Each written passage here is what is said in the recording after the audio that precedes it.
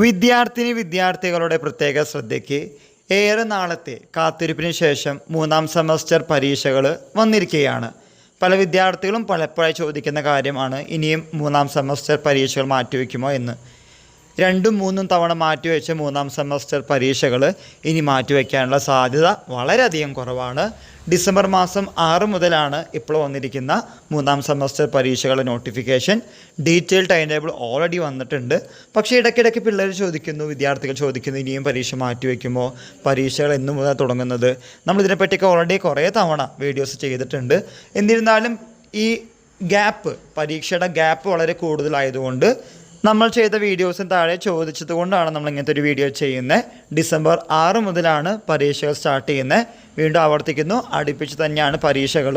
അതിപ്പോൾ 1ാം സെമസ്റ്റർ ആണെങ്കിലും 3ാം സെമസ്റ്റർ ആണെങ്കിലും 5ാം സെമസ്റ്റർ ആണെങ്കിലും പരീക്ഷകളെല്ലാം അടുപ്പിച്ചിട്ടാണ് വരുന്നത്.